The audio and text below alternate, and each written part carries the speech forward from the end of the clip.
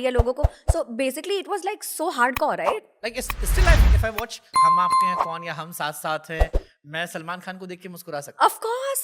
मुझे कुछ होता है, मैं वो सलमान का उतना सा पोर्शन जहाँ पे वो साजन जी घर आया डांस करता है. Absolutely. So I think those were the wondrous years of growing up in the 90s. या अभी स्टार सिस्टम थोड़ा कम क्यों हुआ? Too much of exposure? I guess. I think there's no mystery and enigma around it anymore. कि हमने सब Instagram पे देख लिया. Everything is on the gram. Everything is for the gram. Everything is on the gram. Where is that mysteriousness? Like, where you wait to get one jhalak of your favorite star. या एक कहानी जो सुनने को Yeah. अखबार में या किसी मैगजीन में मिलती थी. Yeah. We used to cut out photos and make a scrapbook and like look at the things we've done. I've done that for Aishwarya Rai before I met her. आप तो Orkut के जमाने की होगी ना. Yeah. Oh, come on now. Orkut, ICQ. Remember? आज The की generation को initial- पता भी नहीं होगा ऑर्कुट क्या है. I don't think so. कैसे स्क्रैप्स भेजे जाते थे. I don't think so. But it was so charming. It was so much fun. Before Facebook. अब तो Facebook भी आउटडेटेड हो गया. उस Exactly. टाइम लग रहा था कि शायद Facebook is next future. Exactly. Now it's all Snapchat and like instant Snapchat, gratification. Instagram, nice. मैं आपकी फिल्मों के बारे में मुझे लगा कि एक थोड़ी सी सीरीज निकालते हैं. बहुत सारे सवाल मेरे पास आपके लिए. तो शुरुआत करते हैं मगधीरा से. राजमौली सर, आप बहुत यंग थे. आज राजमौली सर के साथ हर कोई काम करना चाहता है, बट वो फिल्म मुझे लगता है बहुत आइकॉनिक फिल्म थी, जिससे हमने टीवी पर तो बहुत एंजॉय किया. आज हम राजमौली की फिल्में थिएटर में देखने आते हैं. उस टाइम वो टीवी पर छाई हुई थी. मतलब मुझे नहीं पता मैंने कितनी रातें खाना खाते हुए मगधीरा देखी है. सो राजमौली ने जो आपको सेलेक्ट किया होगा उस टाइम पे, आप बहुत यंग थे, सोचा कुछ अब चलता है कि यार कैसे सेलेक्ट हुई थी या क्या देखा उन्होंने? तब मैं अपनी पहली फिल्म कर चुकी थी, लक्ष्मी कल्याणम, तेलुगु में. और I was suppose to do Rajamouli sir's immediate next before Magadhira. And that was supposed Rajmouli sir's film was supposed to be my second film. Lakshmi Kalyanam did not fare very well in the box office, but it did very well for me because I got noticed out of it. And I was getting good offers at that point of time.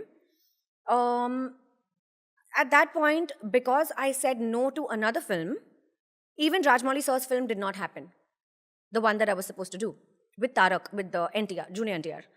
And I was, of course, very upset and disappointed. And I was like, oh my God, I really want to work with Rajmouli sir. It did not materialize. हुई नहीं film. अब मैं क्या करूँ? ठीक है, कोई बात नहीं. शायद किस्मत में लिखी ना हो, वगैरह वगैरह. Rajmouli sir at that point had told me that I really want to work with you. This film's not happening. I'm going to give you my next. At that time, nobody knew what his next was.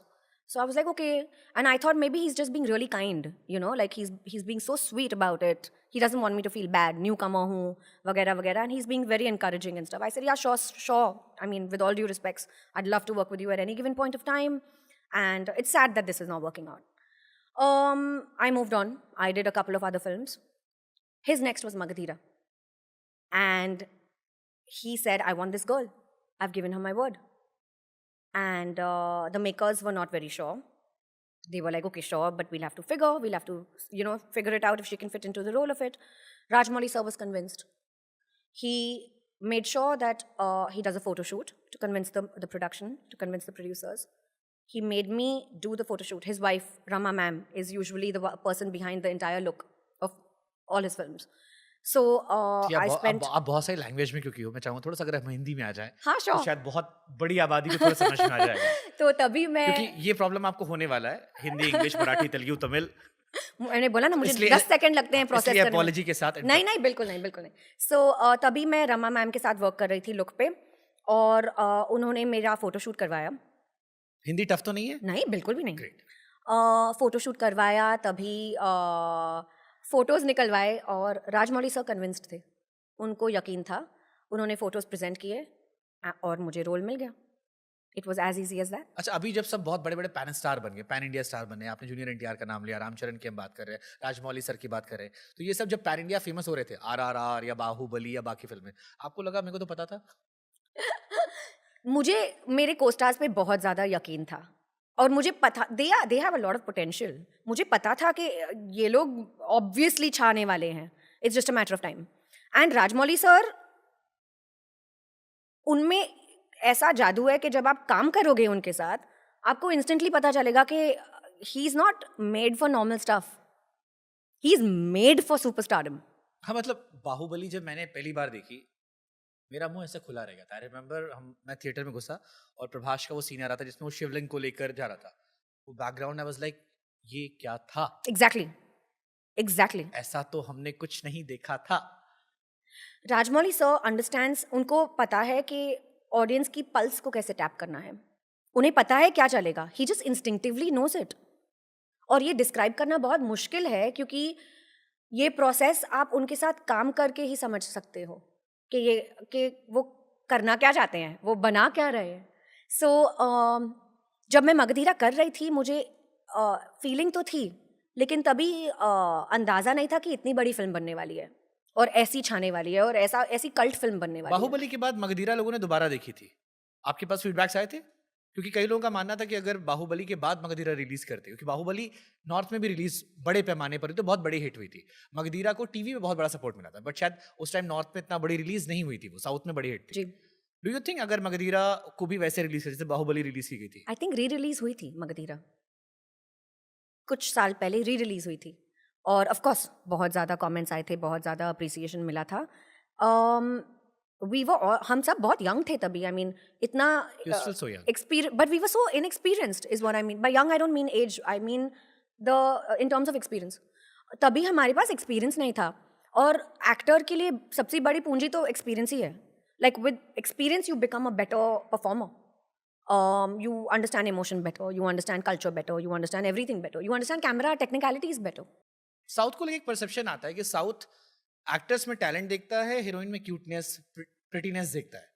Is it true? अब बॉलीवुड की बात भी मैं कर लूं, hero हमें चाहिए जो पावर पैक सिनेमा वाला हो, हीरोइन वो चाहिए जो सुंदर सी दिखती हो। डू यू थिंक आपको आपकी सुंदरता का फायदा मिला? एडवांटेज मिला, फायदा नहीं मिला, क्योंकि एक्टर को you have to prove yourself in terms of talent. Nothing can replace that, however good looking you are, if you are not talented it will be probably one film. अगर वो film पे आप खरे नहीं उतरोगे तो आपको second film नहीं आएगी, आप जितने भी गुड लुकिंग हो। ट्रू, बहुत सारी एक्ट्रेस रोल होती है आज के टाइम में, And there are phenomenal looking women all around us. But the fact that it's hard work and talent that actually matters. Looks is an addition, but it cannot be your primary substitute. So, advantage मिलता है, लेकिन उस advantage पे अपना पूरा career plan करना बेवकूफ़ी है। चलो मैं इसको रिफ्रेम करता हूँ। सुंदर होने के नुकसान क्या होते हैं? रियलिस्टिक रोल्स नहीं मिलते, ज़्यादा मेहनत करनी पड़ती है अपने आप को प्रूव करने के लिए। कि शक्ल के आगे भी देखो। जी, कि मुझ में और भी है, ट्रू, कि आप प्लीज शक्ल को इग्नोर करके काम देखो ना पहले। हर इंडस्ट्री में है, सब हाँ, बिल्कुल। ये हमारी मीडिया इंडस्ट्री में भी है। आई जी। Suffered a lot, so I can say. I like how you gave yourself a sly compliment. Huh? But actually बहुत समय लगा No, no, no. I agree with ये you. कहने में कि यार कंटेंट भी देख लो, बिकॉज एवरी टाइम आप अप्रिशिएट हो रहे हो, किसी ने कहा कि ये एडवांटेज था इसलिए लोगों ने देख लिया। सो आई लाइक ओके ठीक है, काफी टाइम उसमें फिर मतलब आपको ज्यादा आपको लगता है। सो आई रियलाइज कि एक्टर्स में तो और ज्यादा होता होगा। लेकिन ये कॉर्पोरेट वर्ल्ड में भी है सेम। हाँ, अगेन वही इसलिए मैंने कहा ना कि हर इंडस्ट्री में शायद ये होगा कि अगर आप एक्स्ट्रा गुड लुकिंग हो तो शायद आपको इनिशियल एडवांटेज मिलता होगा, बट फिर उसको लेके एक वर्ग आता होगा जो क्वेश्चन बहुत करता होगा। Exactly. कि इस वजह से You need to prove the seriousness हाँ। behind it. आपकी काबिलियत को जस्टिफाई करने के लिए वो एक लाइन चिपका देते होंगे जी, जिसमें आपको अपने टैलेंट से जस्टिफाई करना पड़ जी। रहा होगा कि हाँ हाँ I have more to offer. Correct. और अगर आप थोड़े से एवरेज हो तो आई थिंक लोग आपकी एक्टिंग पे ज्यादा ध्यान देते हैं कि नहीं नहीं कमाल की एक्टिंग की है, अच्छी एक्टिंग नहीं की है। तो मुझे लगता है कि इसके डिसएडवांटेजेस भी होते हैं। Absolutely. No, you've hit the nail on its head. I feel that's exactly how it is. Prabhas, mister perfect, And Darling, both. Darling उस कमाल की फिल्म थी। Thank you. प्रभास तब भी ऐसे ही थे, Same. Lazy guy, No, not lazy. That's not what I meant. Foodie guy. Foodie for sure. Extremely hardworking, not lazy at all. So I was big fan of Prabhas also because thanks to again I'm saying ना कि south के actors को north में TV ने बहुत famous किया। आप ये मानते हो? आपको कब पता लगा आप पैन इंडिया फेमस हो? चलो मैं प्रभास के बारे में बाद में आऊंगा। पैन इंडिया बात जब मैं घर वापस लौटती थी और मुझे रोड पे रिकॉग्निशन मिलती थी मेरी साउथ की फिल्मों के लिए, तब मुझे पता चला कि अच्छा मेरी साउथ की फिल्में केबल पे रिलीज हो रही हैं। अच्छा आपने देखी? अच्छा, पहले तो मुझे आश्चर्य होता था कि अच्छा आपने कैसे देख ली, क्योंकि तब OTT was not a thing, right? It's just about become a thing. After COVID, So I was like, okay, how did you